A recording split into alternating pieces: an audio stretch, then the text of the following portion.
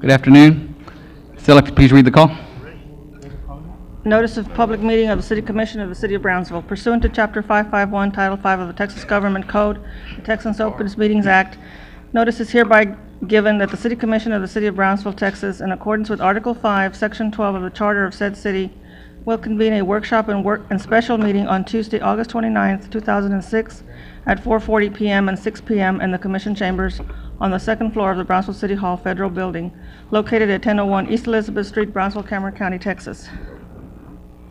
Workshop item A, discussion regarding proposed ordinance number 235-2006-0906, amending the city zoning ordinance by amending the official zoning atlas to renew the existing 011 overlay district and extend it to 4 new areas in or near Brownsville original town site, and dealing with related matters, including $2,000 penalties.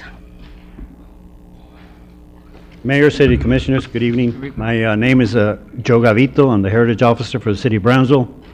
The workshop for this afternoon is the expansion of an existing 011 overlay district. I'd like to give you the definition of the 011, how it impacts a property owner when he's applying for a building permit. An 011 interim overlay district, in an 011 overlay district, no development affecting the exterior appearance of the premise shall occur until a Class L permit has been granted. And there's 2 exceptions in the Code of Ordinances, and that's landscaping and temporary signs that pertain to sale or rental. Robert?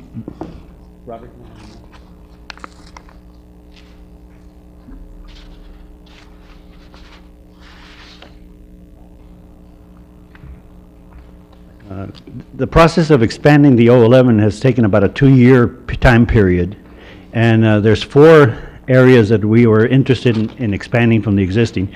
The existing 011 overlay district at this point is Los Ébanos Edition, which is that yellow portion that you're seeing in the map right now. The downtown district, all of the university property, and the old Lincoln Park corridor of the expressway, which is a little further up there. Yes, right in there. That's the existing 011. The proposed expansion are 4 areas. The first area would be Buena Vida. All of Buena Vida would be the 7th Street, the Expressway, International, and you see a little strip of properties that are facing the university property. That takes care of the first area of study that we did. The second one would be the Palm Boulevard. The boundaries there would be on that little section there. And it starts at Ringgold Street, excuse me, and it finishes up on Jefferson Street. Right now, that portion of Palm Boulevard is outside of the 011, and we thought that should be included. The third area study is West Brownsville. It connects with the existing overlay, and it goes up to 20th Street and includes all of the West Brownsville area. And the last area that we studied was between the B&M Bridge and that would be Levy Street, and that's Sam Pearl Boulevard. And we felt that the 011 might help us there in maintaining some kind of view shed between the two bridges that are downtown.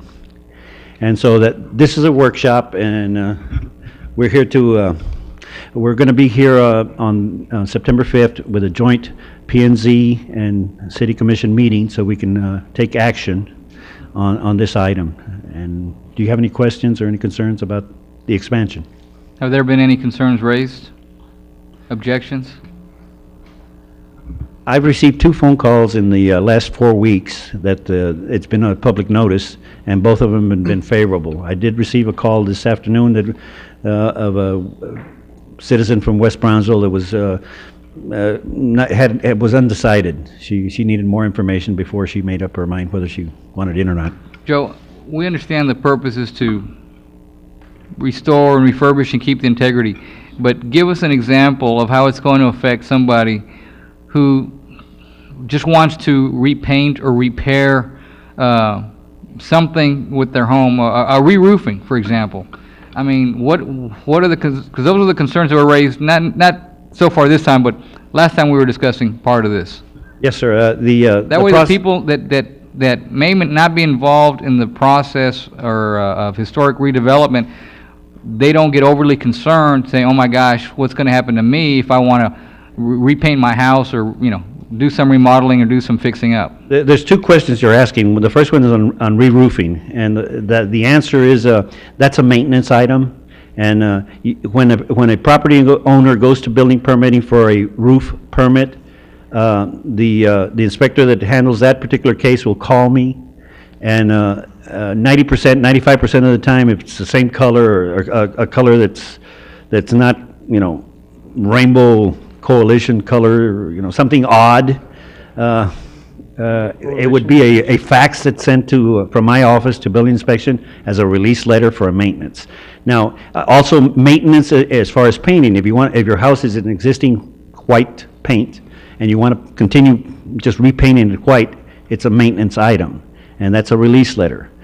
Painting does not trigger building permitting, so they would Let's not say you have wanted to paint it, an off-white or a cream or, a different color, Then it would go through a review not a committee. psychedelic color, but a different color. It would trigger a Class L permit. It would have a review committee review. We've been able to, with the process that we eliminated the public notices in the newspaper, a turnaround of 3 days to get a Class L permit. And who's going to make that decision? The review committee would be the president of the Heritage Council, the downtown director, the heritage officer, and the planning director. Who's the president of the Heritage? John Chosey. Unless it's a historic building. If it's a historic, Assuming it's not a historic building. right, non-contributing, That's yes, Because that's a majority of the people that are going to be affected by this. right. And what if, I had a gentleman this morning, that's a house mover, and he's moving a house on Polk and 7th Street. He showed up this afternoon. I will have a review committee meeting on Friday morning, and he gets his permit in 3 days. and if you're not able to have that review committee meeting, or there's no deadline, is there a timeline? No, I'm able to turn it quicker. Before I had when I was obligated to have it a public notice and put it in the newspaper, I had to wait a week. From Thursday to Thursday, my restriction was the newspaper's deadlines. Right. And so, that's my example for you. Joe, Yes, you're sir. coming into, as a district representative, you're coming into the area where the loop is going to continue. Okay, you got all that property No. up, Edward, you support this? more, to the right? I'm concerned about the. All that area? Sometimes, the No. government, like too much government. Where you've got all that yellow with the crossings, right there. That's, I believe that's university property. Yes, it is. Okay. And that's already in the order. That's been 3 years. But that's university. Mr. Gavito, I have a question. We want to talk about cost. What happens to, I support it, and the reason why I support it, most of it is in my district. But the other side to it is somebody comes in and says, well, here I'm going to come in and try to refurbish, remodel this home. What extra costs are going to be placed on that future homeowner or that buyer that wants to come into the area and do something? As we've seen a lot of them do it. What, in terms of cost, what are we looking at? We're looking 3-day, the turnaround for us to give them a Class L permit, the time. Okay. Because the cost is, there is no charge for a Class L We may permit. be one of the only permits in the city that has no charge. No Okay, charge? okay. What about in terms of requirements of the structure? It's a historic building. We're requiring, I don't know, certain glass or certain product that gets applied to that home. Now that's cost, as opposed to just, applying whatever they want to apply to the home. What do we tell that architect, that businessman? It goes to the Heritage Council. If it's a historic home, it goes to the, let's say, a person that has a secondary local site, it wants aluminum windows to replace the wooden windows that are currently there. We take it to the Heritage Council. The Heritage Council makes a decision. We have allowed aluminum windows on historic properties. We give them the option of making them look as close to, that the color of the window be a certain, that would match, so that when you pass by, it almost doesn't look like aluminum. So in the past, we have approved. Let's say it's a very special federal site, and the Heritage Council denies it. denies the aluminum windows. It's only a recommendation that there's a $50 fee for an appeal, and it comes to this body for the final decision. Are we gonna get into another problem like the one we did with WETA with the signage? By continuing with the The 011. reason the WETA was in front of you is because it was 051, a tourist corridor district, not an 011. Okay. And signage on an 011? We've. Not permitted or has to No, follow? I mean, signage is very much a part of the 011. That's how you control there is one guideline in our application, and the guideline is that square foot of storefront equals square foot of signage. So, The linear foot. linear You've got linear feet. 50 foot front, you're allowed 50 square foot of sign. In any shape, you want to put that 50. Enforcement will be done by, Heritage officer. We've been doing this for, well, Joe and I at least have been doing it together for 8 years, and I think we've had two cases contested that have come to the city commission that any of us can remember in the last 8 years, where the people were dissatisfied with what we had decided, or what the Heritage Council decided, and decided to come to the city commission for those. My only concern is that those people in the past perhaps were more involved from historical renovation and refurbishment and more aware of it. Some of these people, since we're expanding the area so much, may not be aware of it, and while we want to protect the integrity of our historical district and expand on it, I also don't want it to become a burden for somebody who's living there, who's been living there for 20, 30, 40, 50, 60 years, and all of a sudden, you know, it becomes a bureaucratic nightmare for them just because they want to change a couple of windows or something like that. Normally, what we try and do, Mayor, is we try and help them out. We go with them, and we have architects that are on our committees, and we go and visit with them and work with them at their homes to try and find the best way, both financially and appearance-wise, to make it work. And in fact, West Brownsville, for example, they came to us wanting to be included. And that's a large section and a good number of people. I think it's because they realize that it increases everybody's property values, not making your place a mansion or completely renovating it, but just simply maintaining it and keeping it so that it looks like it belongs in that neighborhood and not destroying the neighborhood look. We've never gone to anybody. We have no right to go to anybody and say, we don't like this, go change it. It's only when they come to us and say they want to make a change that we work with them to try and make the change fit into the existing neighborhood. All right. All right, thank you. Thank you. All right, item B. Item B, discussion regarding impact fees.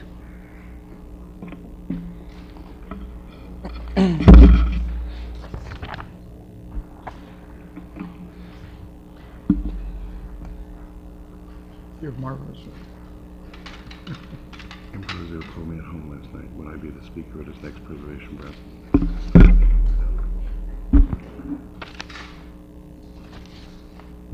Mayor, members of the City Commission, I've just handed you what is the latest version of the living document that is going to be the proposed ordinance for the city to adopt ultimately a land use assumption plan, a capital improvement plan, as well as a maximum allowable rate to be charged for an impact fee, and ultimately the actual imposition of an impact fee.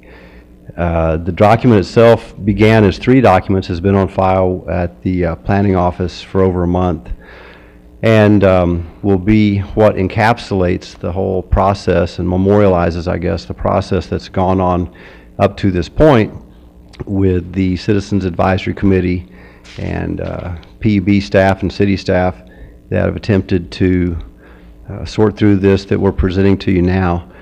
If there are no questions just as far as the general procedure and the overall process that we've undertaken to this point, I'd like to go ahead and ask Eddie Campirano from PUB to start what will be a little bit more in-depth look at this process and what recommendations that are going to be given to the City Commission at the public hearing tomorrow. All right. Mr. Mayor, members of the City Commission, my name is Eduardo Campirano. I'm the Assistant General Manager of the Public Utilities Board. We have a presentation today on the impact fees. Also present is Mr. Bruziak, General Manager and Chief Executive Officer, in addition to the consultants who helped participate in drafting what you will see today. So if I may, there's a bit of information. I'll kind of go through my part rather quickly because it may seem somewhat familiar to you. It's similar to what Mr. Medina did at the prior workshop. So if I may, I will begin. Thank you. The presentation will essentially are what are impact fees and how are they used, how are impact fees determined and what are the costs, and what can we do to change the impact fees. The definition of impact fees, this is right out of Section 395 of the Local Government Code. A charge or assessment imposed by a political subdivision against new development in order to generate revenue for funding or recouping the cost of capital improvements or facility expansions necessitated by and attributable to the new development. How are impact fees used? Impact fees are one-time payments used to construct system-wide infrastructure to accommodate new development, can only be used for capital expenditures, and pay for new growth's fair share of capital facility needs.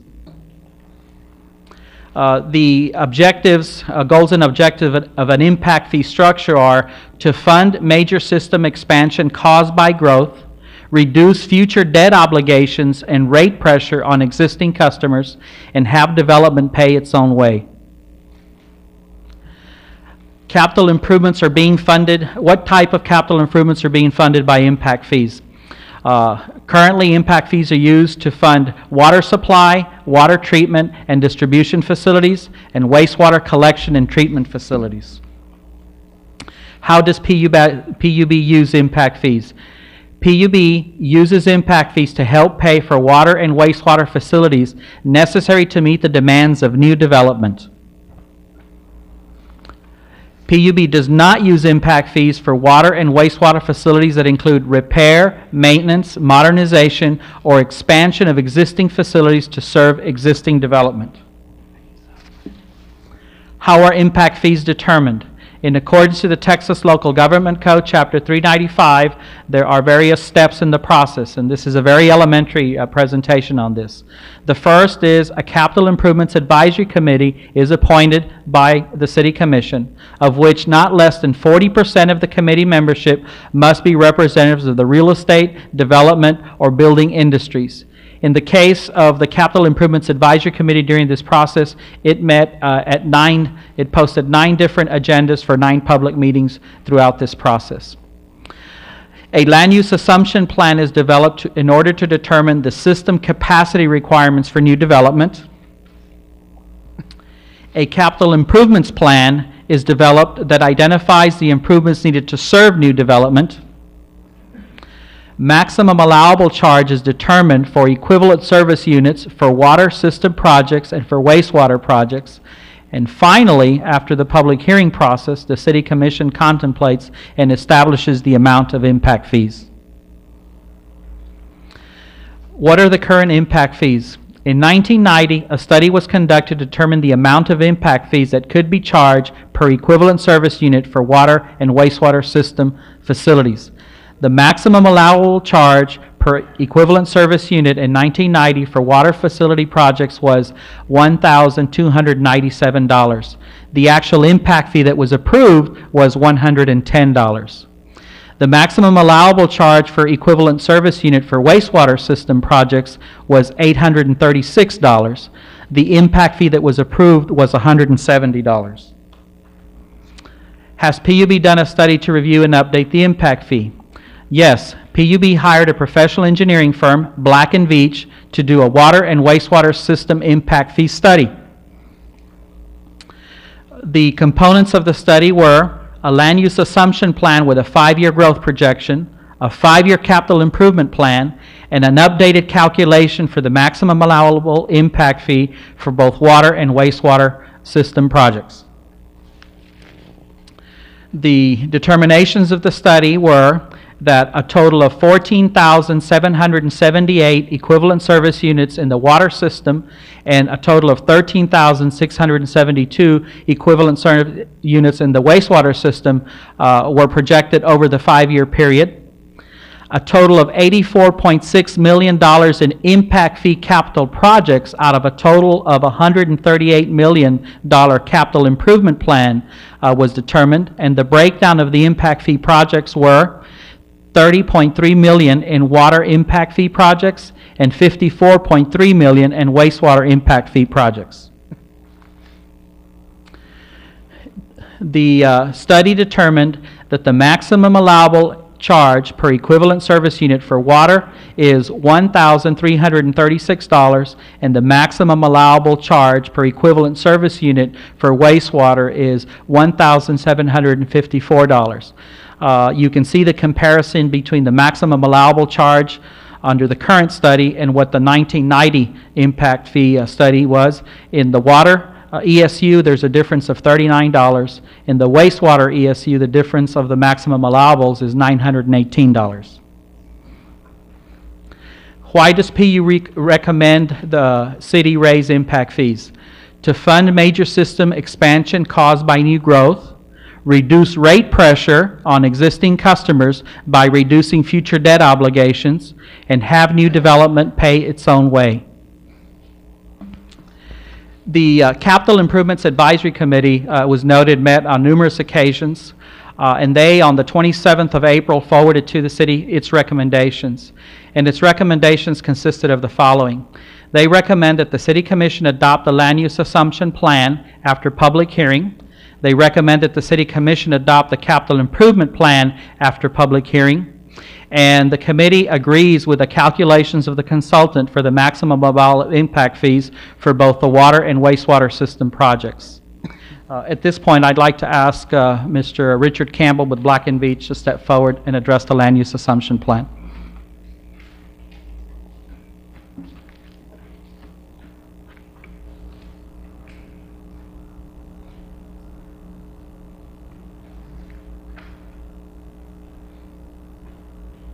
Mr. Mayor, City Commissioners, I'm Richard Campbell with Black & Veatch. What I'd like to do this afternoon is share with you the process on the land use assumptions and share with you a little bit about the capital improvement projects. What the purpose of the land use assumption is basically to provide us a means to develop projections over a time period. In this case, like Mr. Comparano said, a 5-year time period. This is provides us a means to develop projections for your growth on your geographical location. What we're going to look at right now is to look at our land use definitions, the meter connections that were associated with this, that were driven from this, the demands that have come from this, and then look at the capital improvement program. When we talk about land use, basically what we're referring to is just a pattern of utilizing the land through construction, other activities for your different usages, your agricultural, industrial, residential, other purposes. As said earlier, it's basically just a method or a means to allow us to project future growth so we can determine the impacts. The way this was done in this instance is, in using the land use, normally you would take it and you would feed that in and it would drive your CIP program to go on through and basically ultimately feed through into your impact fees. What has happened here is this has been fed off of and initially driven from a 2002 master plan done by Turner, Colley, and Braden. So what we have done in this instance is the master plan has developed growth projections, and that is going through to feed basic CIP programs and infrastructure needs. We have followed through on this using different means. We've gone through City of Brownsville data. We've looked at projections for the county. We've looked at projections for the PUB. We use census tract information, and we've also used information from the Texas State Data Bank to basically proof the projections and the growth numbers that have come through the master plan that are being used to drive the CIP. If you're doing this, what we've come up with here, your 2005 numbers obviously are your historical numbers. We've broken it down into single family and your multifamily, then your municipal use and commercial industrial. Your line 7 obviously is your total numbers, 44,707 for your customer class in 2005. We have taken, for growth purposes, we've looked again at what the master plan uses for projection for the needs. From that, we've also, after comparing against our other data sources, we've looked at what's actually happening in the PUB for the last few months. And in this instance, ending up December, January numbers, and we've actually bumped up what the master plan used to project the infrastructure needs. So we've increased those just a little bit to reflect what's really, we feel, happening more closely with the system. We've come up with the total number of customers, units of 57,059 for our 2010 period, or our 5-year period.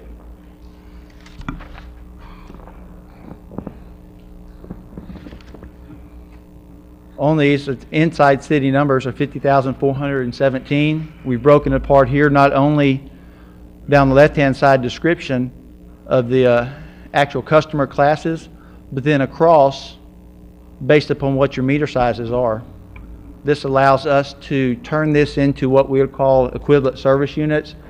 Basically that everything is brought back to a 5/8 inch meter or some semblance of that. A 1-inch meter will represent some portion of a 5/8 inch meter. So we've driven everything off of that. For a total number for the total system on 2005 of 56,591 units. Here we have our 2010 numbers. On line 13, we come up with 71,369. Again, these are driven by what the 2002 master plan numbers are, increased to reflect what's actually happening in the PUB for the time period. This gives us, over the 5-year period, an incremental addition of 14,778 units. Now I want to share with you, we'll share with you a little bit on the capital plan, what was driven off of this master plan.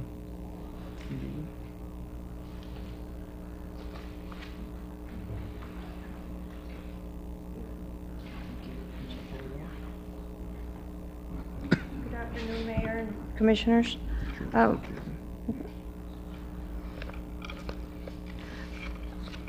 At this time, I will be discussing the projects on the CIP list, and you have a copy of that on the land use assumption report and the other report that was handed out to you towards the end of the report.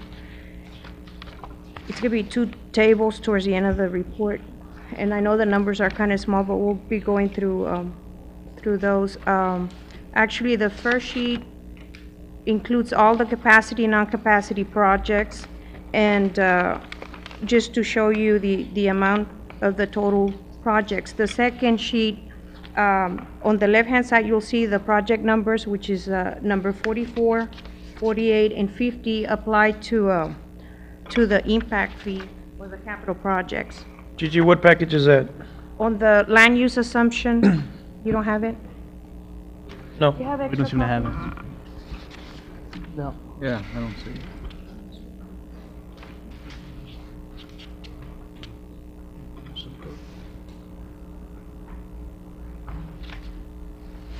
Thanks. Where did you say we should look now? You have it towards the back?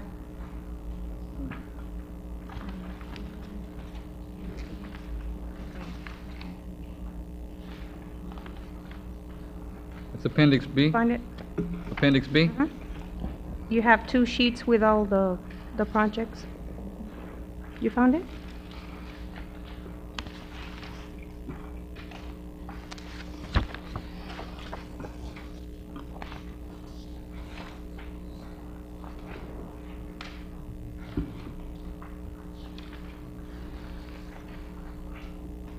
Everybody found it? Okay. On the left-hand side, you'll see the project numbers. Project number 44, 48, and 50 apply to the impact fee and their capacity-driven projects. Then you'll have projects 81, 82, and 83, also capacity-driven projects. And then all the projects, number 88 through 103, again, are also capacity-driven projects. And as Eddie Campirano mentioned, the total amount of the projects is 138,164,500. Now, out of that, capacity-related improvements for the water side is 30,288,000, and that's at the end of the table on the right-hand side. And then the capacity-related improvements on the wastewater side is 54,336,000, for a total amount of 84,624,000. Now, we got together with Black and Veatch and PUB staff to include the projects that were going to be part of the impact fee calculation. And now, Richard Campbell will be discussing the maximum impact fee. Thank you.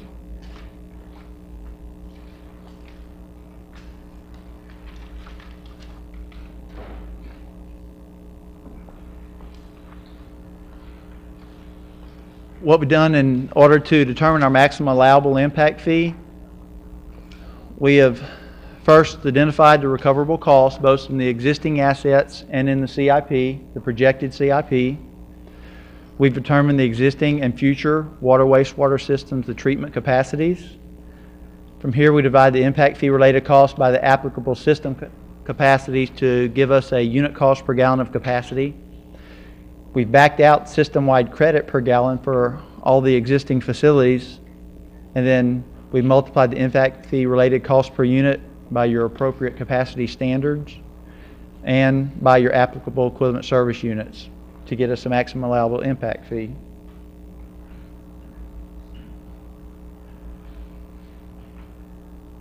On the original cost of plant, the numbers that we have used, we've broken apart the system for the water in supply, pumping, treatment, transmission, distribution, generation, and G&A, and come to a total water system number of $122,409,000. Wastewater is broken apart into collection, pumping, treatment, and general ad to get a total wastewater system of $160,144,000 and a total water and wastewater system of $282,500,000. This is what you've just seen from Gigi, your capital improvement plan. Again, total capital improvement plan on the far right, the total. $138,164,500. If you look at line 16, this is comprises the impact fee related projects. For the water, it's $30,288,000. For the wastewater, $54,336,000. For a total of $84,624,000 worth of capital related projects that are impact fee or growth related.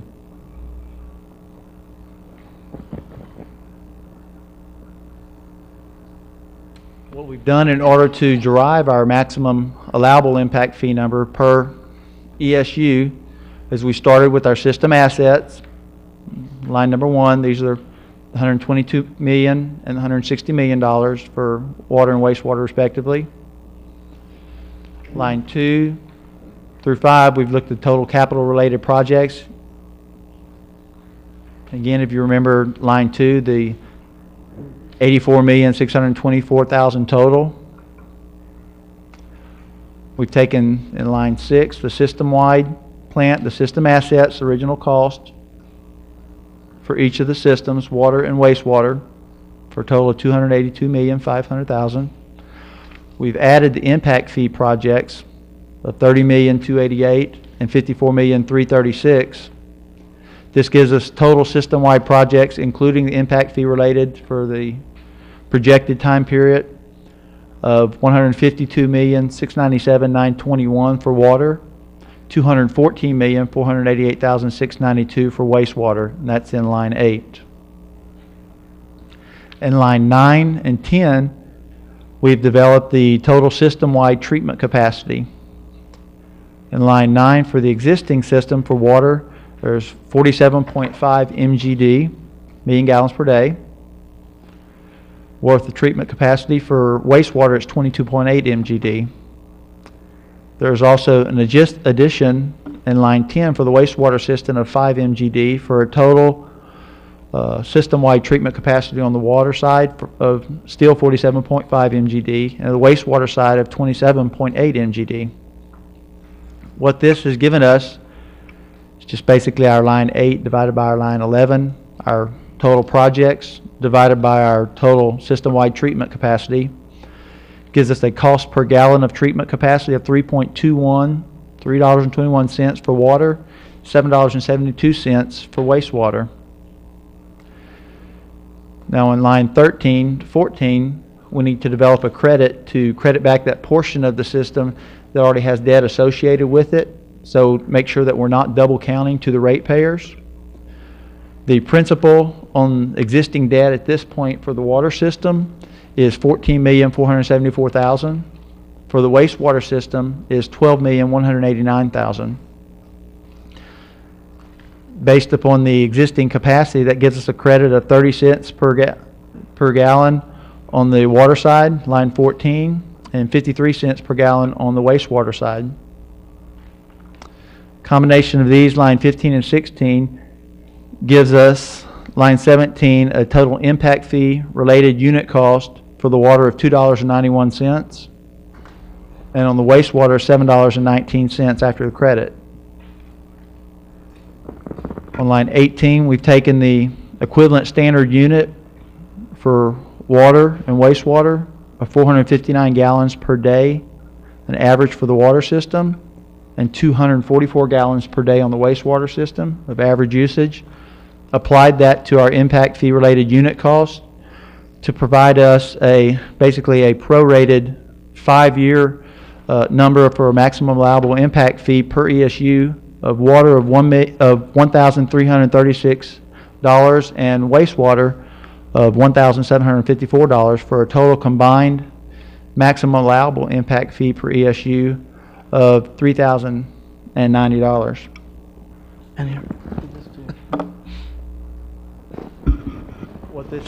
What this has done is if we look at both systems, we apply for the respective ESU additions. If you look in the third column, incremental additions, that 14,778 for water, and on down, 13,672 for wastewater. If we apply the appropriate maximum allowable impact fee number, that gives us a total impact fee revenue for the 5-year period of $43,724,000 out of the $84 million impact fee related capital improvement program. Basically recovering about half of that. What that is done here, we share with you the land use assumptions driven by what the master plan has calculated, increased in order to match what's closer what's happening with the system right now. We've applied the CIP to this, to the ESU numbers we've derived to get to a maximum allowable impact fee number. This impact fee number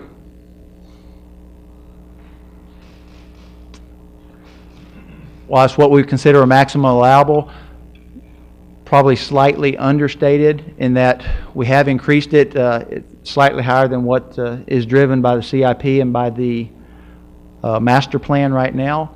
It also does not take into account the fact that if we were to fund these things through debt, right now the way it looks at is we've just got cash to pay for each and every project.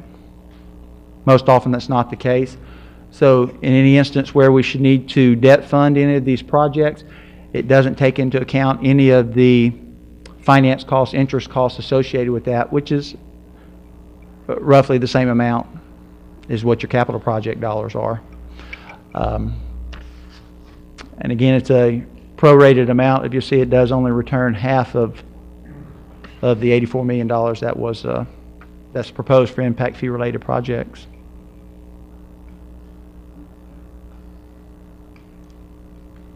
Now John Brusiak would like to come up.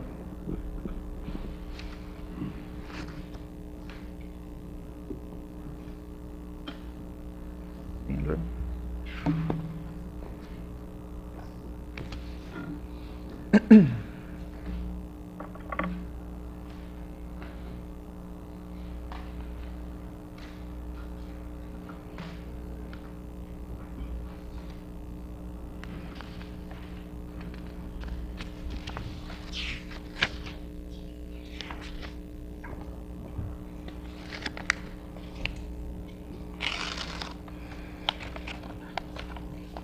Okay, Mayor, Commissioners, my name is Leandro Garcia. I'm the Chief Financial Officer for Brownsville PUB. What I'm going to do here is provide a top-level summary of the impact of the maximum as well as other scenarios on PUB concerning rate increases or debt burden as we fund alternatives to fund these projects. This first slide provides a comparison of 4 scenarios as how they impact our rates. The first 4 rows provide the percentage rate increases for the years 07, 08, 09, and 10. The bottom section provides the dollars needed to meet debt service coverage requirements and our financial obligations concerning, with regards to bond covenants and the financial well-being of the water and wastewater utilities. Under the scenario 1, we provide some numbers here. If we were to have the fee at the maximum allowable level, it would trigger a rate increase in 2009 of 0.77 for water and 2.58 for wastewater, and then other increases in 2010. Same thing under scenario 2. We're looking at 50% of the maximum allowable, which translates into $668 for water and $877 for wastewater. That's half of the $3,090 combined. We're looking at a potential rate increase in 2009 of 3.53 for water and 6.76 for wastewater, and then increases in 2010 as well. One of the scenarios we're asked to look at was what if we were to set the fee with slight increases from the current levels at water at 200 and wastewater at 350 for combined 550. That would be the third row, scenario 3. That would trigger a slight increase in our rates for water in 08 of 0.85, and then an 09 increase of 4.61 for water and 9.27 for wastewater, and then increases in 2010 as well. If we were to leave the impact fee at today's level of 110 for water and 170 for wastewater, in order to fund some of the projects that are capacity related, we're looking at a rate increase in 2008 of 1.06, 477 in 09 for water, and 10.12 for wastewater in 09. What we have done here since the compilation of the numbers and the plan is we've revisited some of the non-capacity related projects and kind of shifted them over into 08 and 09. What this is allowing us to do is to go through 2007 without a rate increase, but then introducing rate increases in 08 and 09. PUB, based on the results from last year's rate increases, based on us deferring debt issues this year, as well as maintaining a level O&M expense, we have achieved a favorable impact from the combined effects of that, and are going into 07 without a rate increase, and are able to accommodate some of these CIP expenses in 08 without a rate increase as well. This next few slides provide a comparison of the debt burden on the ratepayers versus the contributions from developers with regards to the fee at different levels as well. Here at the maximum level on this first slide, this pie chart captures a CIP spending plan through 2010 of 113 million. What we're looking at here is we've pulled out 25 million worth of projects that are already funded to some extent. We had a bond issue last August, and we had some carryover bond money from 02 and a little bit of current revenue. So we took out the piece that doesn't require new funding. These 3 components of the 113 million, the net amount, will require new funding either in new debt or through the fee at whatever level it's set at. The blue shaded part, the 47,179,000, would be the new debt requirements for capacity related projects.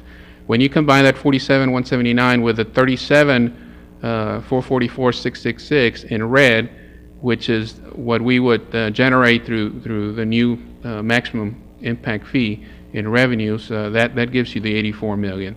And then we are projecting another 28 million for the non-capacity related debt. What we've done here, as it was pointed out before, we adjusted the $138 million plan and took out what's already funded. And then on the fee revenues, Richard just mentioned that we were projecting 42 million. That included 2006 through 2010, so we've taken out 2006. So we're just looking at the 2007, 2010 window here as far as for revenues out of the impact fees at the maximum level. Here, as you can see, the burden on ratepayers, the blue is 42%, 33% contributions from the impact fee, and then another 25% for non-capacity related debt to the ratepayers as well.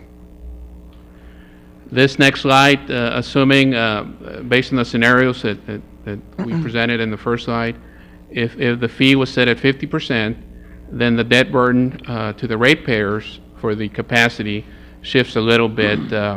From the 47, it goes up to 65 million, or 59% of the total 113 million. The 50% level impact fee would generate 18 million through 2010, and then of course the non-capacity 28 million remains constant. We looked at, as I mentioned, at a proposed scenario where the combined fee was set at $550.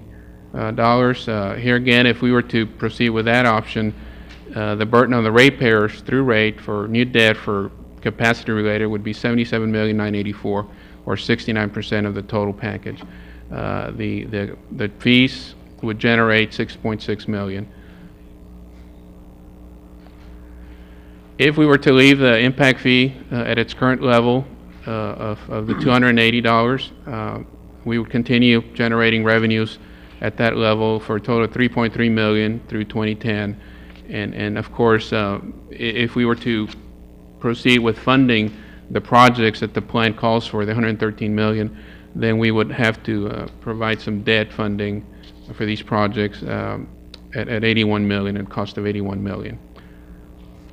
These next few slides, as Richard mentioned, part of the package, part of the long-term obligation on PUB is how we fund the projects through debt and the debt service associated with it.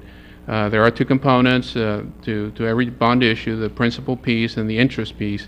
This first slide shows the interest obligation for the capacity-related projects. If we were to, based on the maximum allowable, issue 47 million. The 47 million part of the 84 million capacity-related projects, we would have a potential interest impact of 42 million over 25 years. As we shift to a lower fee, going to 50%, the interest burden, of course, increases slightly to 59 million. And then at the 18% level, or the 550 combined fee over 25 years, if we were to issue 79 million, we would be carrying a debt burden or an interest burden of 70 million.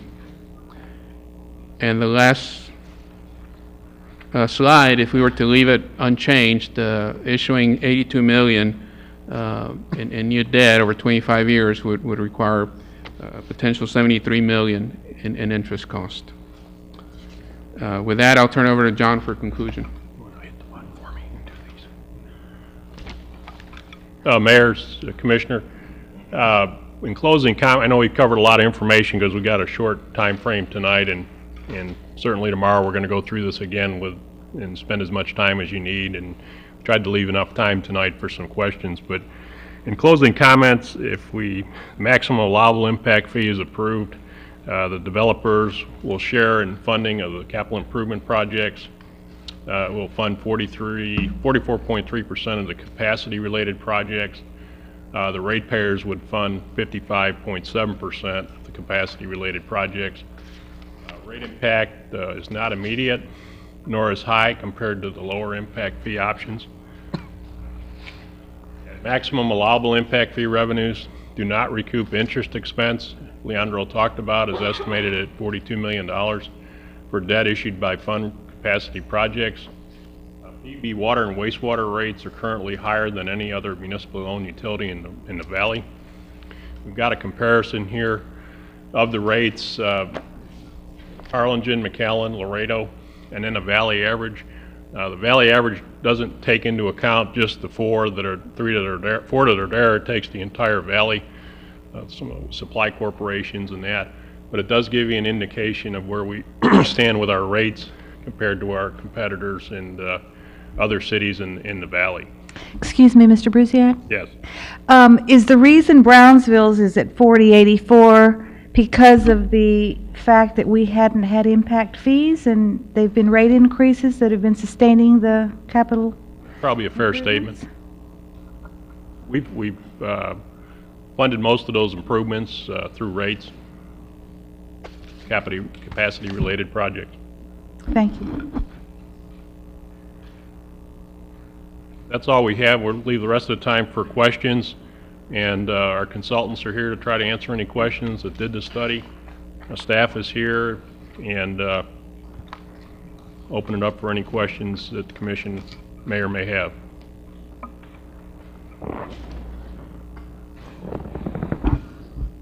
John, my first question is,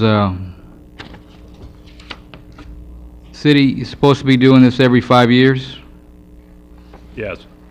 It's been 15 years. 16. Thank you.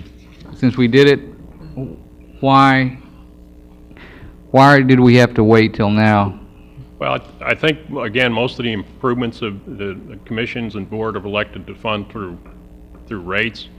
And as you remember last year, we came to the commission for a series of rate increases. You said no more rate increases. That's it. Approve 1 year and that's it. We want to look at other sources of funding to make these improvements.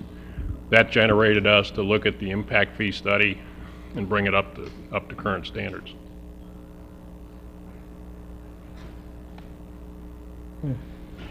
Mr. Brusiak, why is this based on a 4-year plan? Especially, you know, the big ticket items like sewage plants that have a capacity or a life at 20, 25 years, yet you want it paid over 4 years or 5 years. Why? Well, we have to go borrow the money to do it. We don't have funds we have to pay for that project in the next 5 years. You're going to pay it back in 5 years to the... Well, we have to pay a contractor to build it, and then we pay the debt off over 30 years. But if we build that project in the next 5 years, the impact fee that's in place has to be in place to go towards that project. This seems like a very extensive list of projects. Do you expect to have all these projects up and running and done in 4 or 5 years? We'll have them not finished, but under construction to some degree. Again, though, to have them under construction or the funds borrowed, you got to have an impact fee in place to apply towards that. You can't issue the impact fee after the debt's obtained. I think one of the most important things that I've noticed on this has been the effect it's going to have on the ratepayer, because the complaint has been that the developers have gotten away with extremely low fees, but based on what was said today, 55% of all this new money is actually going to come from the ratepayers. Is that correct? That's correct, yes. Depending on the impact fee that you approve. But if you get what you want and get the top number, 55% is still going to come from the ratepayers. For capacity-related projects, yes. Yes. Let me tell you another concern, John, is the fact that every year the city, through all of its departments, and PUB it has its departments, they send management a wish list. This is what we want. This is what we'd like. This is what we absolutely have to have. The problem or concern I've got is the fact that instead of coming to us with, and I understand it's part of the process, but what's going on is we've been given a number, 84 or 113, depending on which version we're going to look at, and we've got to find the funds to do that, and we have to do it in a short period of time. I saw on the calculations, depending on maximum 50% and 18% and no change, what the interest charges would be on this. Was there any consideration done to doing this on a shorter time frame? In other words, if it is 84 million and obviously can't be done all at once because there's going to be a time frame to pay part of that back anyway. Was there any consideration also given to the fact that if there's any change, be it a fourth or 100% of the maximum amount, what kind of an impact that's going to be, so that if that sustained growth that we've been seeing over the last several years does not continue, what then happens? Even though you've got a higher impact fee, but the homes aren't being built, and therefore the impact are not being charged and or collected, it still falls back on the ratepayer if we're insisting on trying to build $84 million worth of capital improvements. I understand that we're at close to 70% on our wastewater.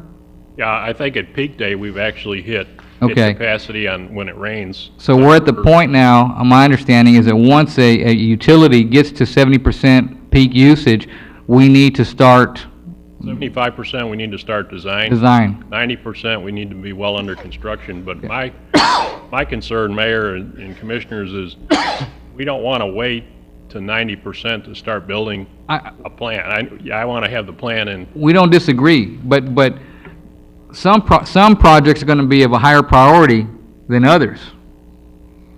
I mean, I know the city manager, if you took all the requests of each department into account, who knows what our budget would have been, right, Charlie? I mean, That's the reality of it. and by doing that, let's just say we'd agree to give them everything they wanted, then we were going to be talking about a tax increase versus a tax decrease. So management has to decide what can we do, what can we not do, what's viable, what's not viable. Clearly, we're on the wastewater side, we need another plant because we're close to peak capacity and we need to be planning for it. I don't disagree with that. My only concern is, has anybody also thought of what the impact is going to be by doing the increase? Whatever it is, whether it's a maximum or anywhere in between. What is that going to do to our housing market? What's that going to do to our service industries? What's that going to do to the ultimate home buyer, which is that same person we're trying to protect, which is a ratepayer? So I don't think this commission wants to make a mistake, and it's hard to rectify 16 years of ignoring or not acting on this and trying to recoup as much as we can. So while we want to make this more fair, also don't want to make a mistake that's going to hurt this city in the long term. Has there been any study given to that aspect? Well, again, first thing, Mayor, we're not recouping anything that we lost. This is going forward with new capital projects. We're not trying to collect on what we didn't collect. That's gone. That's already been covered through the rates. This is new projects from this point on that we're addressing. Don't go backwards. And as far as looking at the economic Well, my impact, point to that is, had this committee and the commission and PUB been acting on this, then perhaps over the last 16 years, we would have been having some of these impact fee rates at higher levels, so that we were not talking about going from $300 to the maximum of $3,090. Don't for 1 second anybody think that the developers are going to eat that and not pass that on to the ultimate user, the home buyer, because that's what's going to happen. well, remember, And our market is such, because of our per capita income, because of the income that our people have in this area, where many of them have been able to take advantage of getting into their home for the first time. What impact is that going to have on that? We can't just pick a number because somebody thinks that the developers aren't paying their fair share. Whether they are or they're not, it's not just a simple issue. It's a very from my perspective, it's a very complicated issue, and I don't want to make a mistake. I don't want to hurt, I don't want to cut off my nose to spite my face. We have to be very, very careful here, and we need these projects, otherwise we're going to fall behind. But what comes first? The egg or the chicken? I mean, there's... well, just one thing for the commission and mayor, the impact fee that's currently in place was not the maximum fee recommended in 1990. The maximum fee was not approved by the commission that we recommended in 1990, $2,200. We're not that far off today from what we were back in 1990 with the same dilemma. But we didn't ignore the fact that a higher impact fee was needed back in 1990. In fact, in 1990, the year that the impact fee was approved, we had a rate increase approved by this commission of 36% for water and 21% for wastewater. That was At January. That was a question I had for you earlier, John, or not during the meeting, but earlier.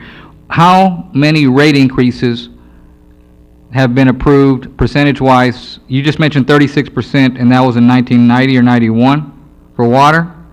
How many other additional rate increases over the years have been approved?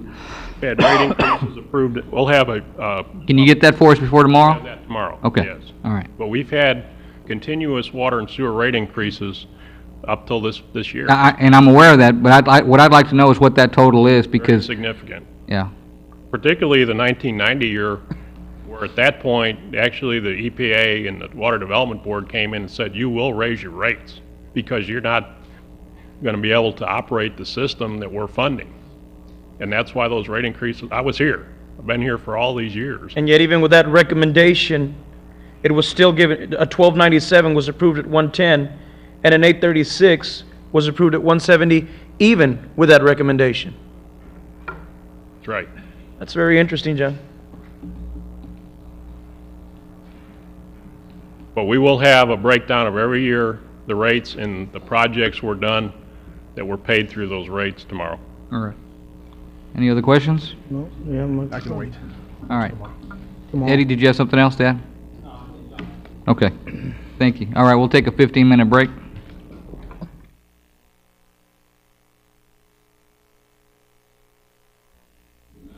Ladies and gentlemen, if you'd please stand for our Pledge of Allegiance, which will be led this evening by our Honorable Pastor Bob Clark, City Chaplain.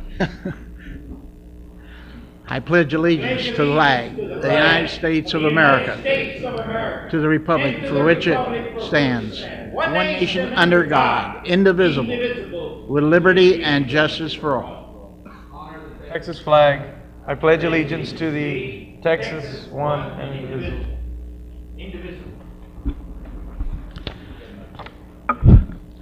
I just want to make a brief announcement.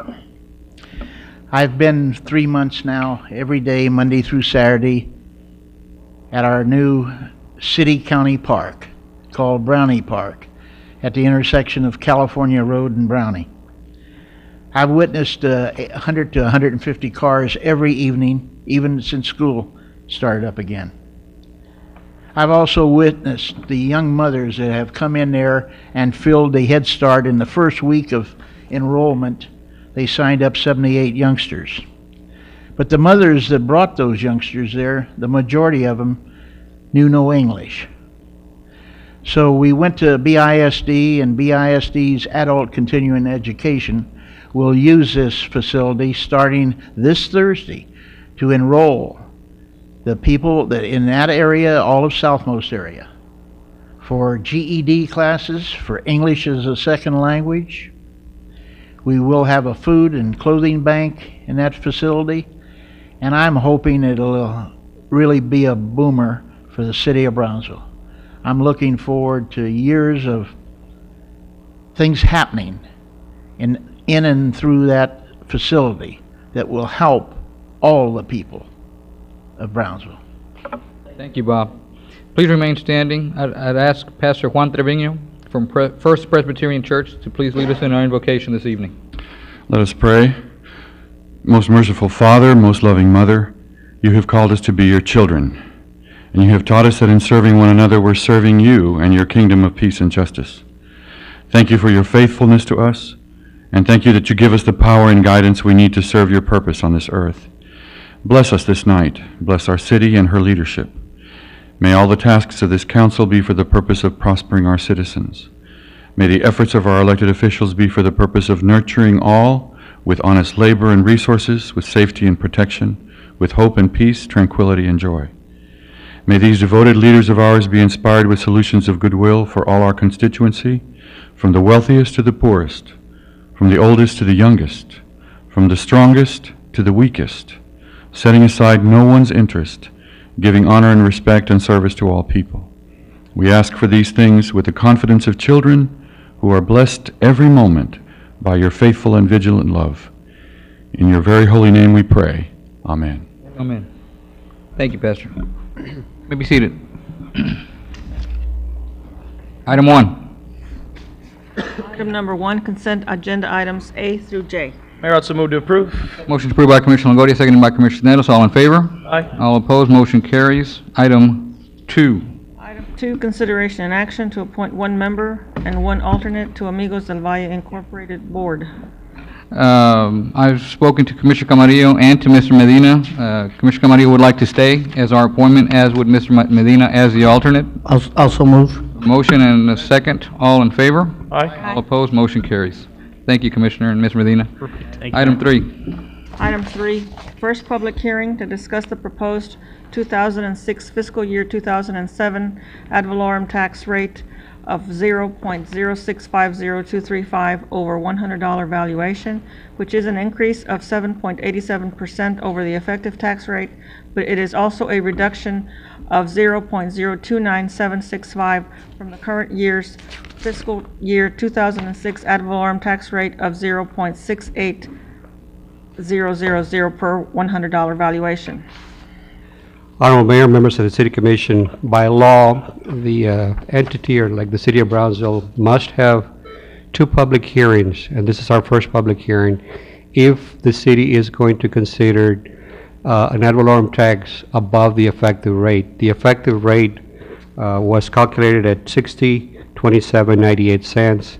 The proposed budget calls for a proposed rate of 65.0235 cents, which is 7.87% above the effective rate, and that's the reason why we're having this public hearing. This equates to 4.38% from the current rate. The current rate right now is 68 cents per $100 valuation, so we are proposing 65.0235. And again, this is a first public hearing, so that concludes my presentation. Thank you, Pete. Let's open it up. This is a public hearing. So, Mr. Barrera?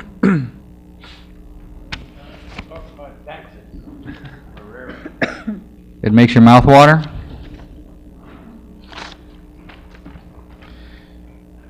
Last night, honorable commissioners, ladies and gentlemen, and my fellow Americans, last night I went to the Texas Southmost College Board and talked about the same thing, that the taxes are hurting us. They're a burden.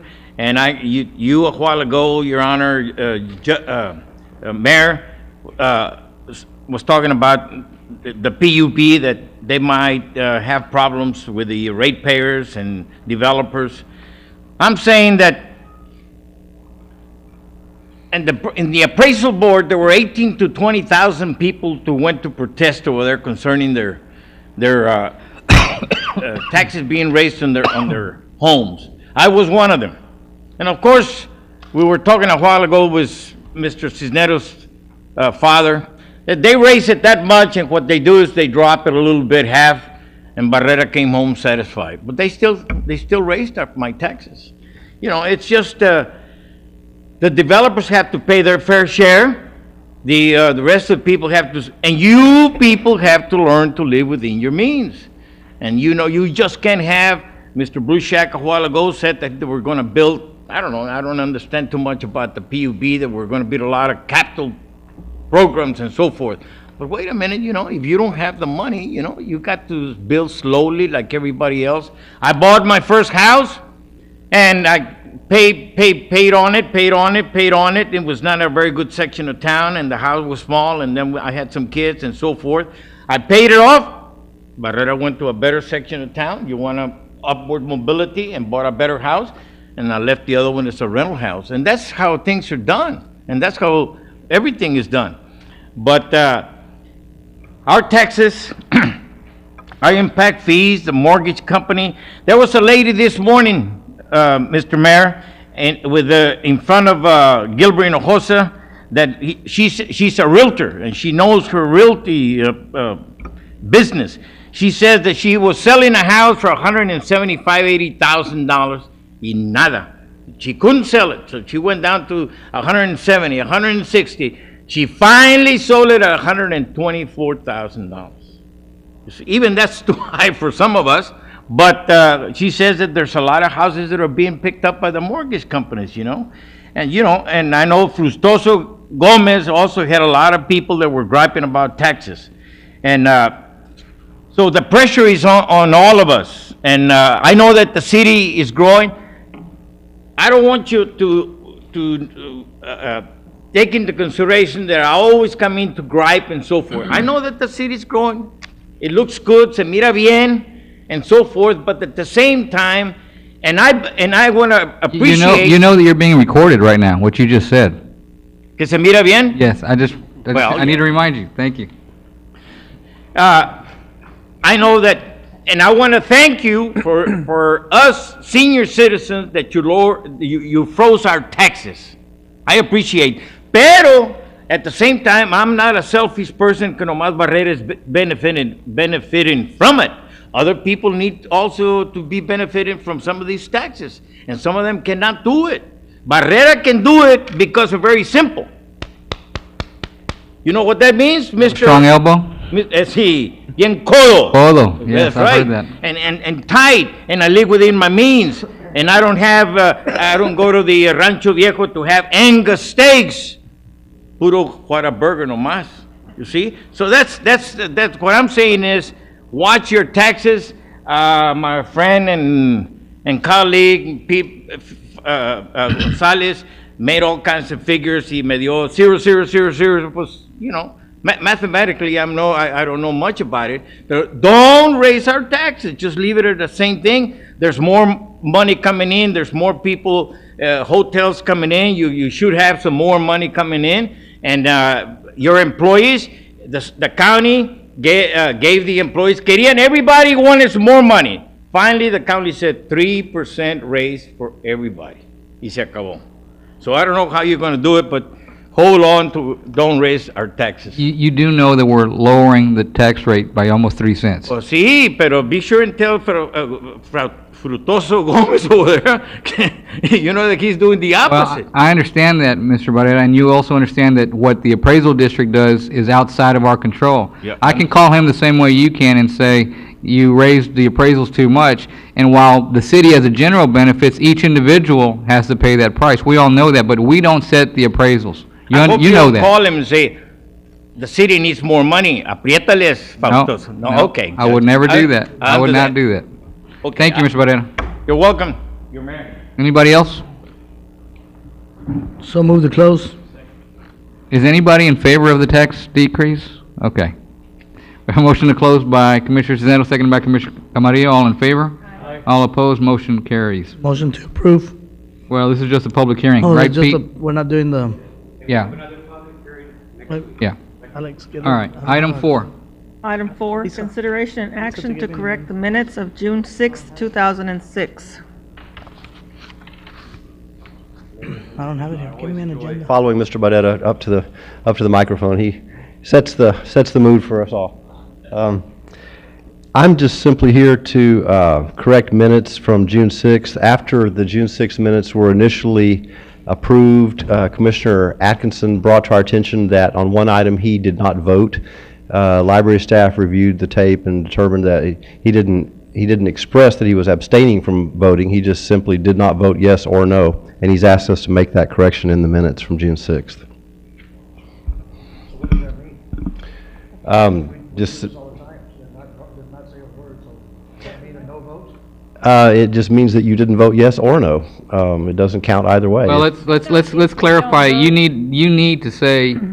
I can understand because that was one of his first meetings, but I think if you're going to vote no or abstain, like he did the other day, you need to clarify it because you don't want that being open to Estella's. What did they do? What didn't they do? My understanding is that if you don't make a sound, that's An affirmative. affirmative, right? Right? Is that how you report it?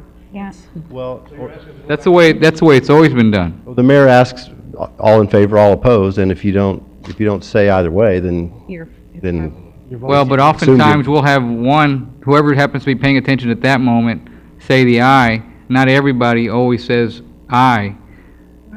And we do need to be careful in recording it, and also when we approve the minutes, that we're not missing one. And that's what happened here. Is there a particular reason we're doing this on this particular vote? I mean, because we do this this happens every week, many times. He just brought it to my attention and pointed out that he had not voted, and he asked that the record reflect that he had not voted. And I said, well, we just have to review the record. Commissioner Atkinson asking that he be placed on the minutes as a nay vote.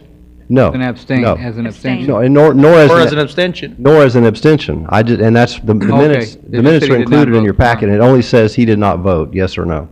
Okay. And you're correct that we should be careful when we count the votes to be sure that everyone's in one column or the other. All right. That's the only change. I'd move to approve that Commissioner Atkinson did not verbally approve or disapprove on the action item. A motion to approve, Second. seconded by Commissioner Arroyo, motion by Commissioner Longoria. All in favor? Aye. All opposed, motion carries. Next item. Item 5, consideration and action on resolution number 2006-052 to acknowledge the status of home certifications pertaining to funds for fiscal years 2004 and 2005, and confirming that the city is committed to maintaining compliance with housing and urban development regulations. Honorable Mayor and City Commission, I ask for your approval of this resolution. Basically, our funders, HUD, is requesting that we pass this resolution acknowledging the status of home certifications for the years 2004 and 2005. Any questions? Approve. Motion to approve by Commissioner Longoria, Second. seconded by Commissioner Camarillo. All in favor? Aye. All opposed, motion carries. Next item. Item 6, consideration and action to authorize Did you want us to table this? All right. HNTB Amendment Number 26 for professional planning services associated with a maintenance repair operation facility. All right, Mr. Brown would like us to table this We'll move evening. to table. Motion to table by Commissioner Nanda, seconded by Commissioner Arroyo. All in favor? Aye. All opposed, motion carries. Next item. Item 7, consideration and action to award a contract for irrigation and landscape improvements for the historic Brownsville Museum. Honorable Mayor, Commissioners, at the request of the Beautification Committee, the Purchasing Department solicited formal seal bids for this project. These bids were opened on August 3rd. 3 bids were received and tabulated by the Purchasing Department. All 3 bids were determined to be responsive. We request this evening that we award to the low responsive bidder on this, which was Grass Unlimited and Sprinkler Systems of Almedo. The amount is $33,255. I'm going to approve. Motion to approve by Commissioner Longoria, seconded by Commissioner Camarillo. All in favor? Aye. All opposed, motion carries. Item Next 8, item. consideration and action to award a contract for irrigation and landscape improvements at Palm Boulevard. Mayor, Commissioners, again, at the request of our Beautification Committee, Purchasing Department solicited formal seal bids for this project. These bids were also opened on August the 3rd. We received 4 bids for this project. All 4 bids were determined to be responsive. We are recommending award to the low bidder, which was Ralph Ruby Landscape, FAR, Texas, and the amount was $21,943. Recommendation? So move. Second? Who, Recommendation Would is to approve. award to Ralph Ruby. all right, motion to approve by Commissioner Longoria, seconded by Commissioner Hernandez. All in favor? Aye. All opposed, motion carries. Next item. Item number 9, consideration and action to award a contract for the purchase and delivery of one new 2007 model Chevrolet Trailblazer for the Brownsville Police Department. Mayor, our Fleet Administrator, Mr. Welker, will present this. Honorable Mayor, members of the City Commission, we have a quote from HGAC for Caldwell Country Chevrolet for purchase of this vehicle. We had intended to purchase off the existing bid with Tipitech Chevrolet, but they could not honor the original bid, and our purchasing policies and state law will not permit us to accept an altered bid. We had to go to HGAC. Hence, we have a quote from HGAC through Caldwell Country Chevrolet in the amount of $23,984, FOB Brownsville. And therefore, you couldn't have just closed the bid and allowed it to be rebid? That would have taken an additional 60 days, and we're coming up on the end of the fiscal year, and the police department was in need to acquire an additional service SUV. Was Tipatex the only bidder? There weren't other bidders? Yes, at the time, yes, ma'am. But we couldn't go to the next? No, ma'am, because we awarded the single bid the first time to the lowest one, and that was Tipatex at the time. We usually try and piggyback off of that bid. We've got so much time. We were not able to. Let me just interject. Excuse me, but the bids had expired. They're good for a certain amount of days, and then they terminate, they self-terminate. We go to the vendors and we ask them if they'll honor that bid price. If the manufacturer will hold prices, then they'll honor it. But if the prices at wholesale have gone up, then they can no longer honor it. And that was the case in this. Thank you. All right. So your recommendation is to approve? Yes, sir. Move to approve. Motion to approve by Commissioner Arroyo, seconded by Commissioner Hernandez. All in favor? Aye. All opposed, motion carries. Any public comment, Stella? No, Mr. Mayor. All right. This meeting is adjourned. Thank you.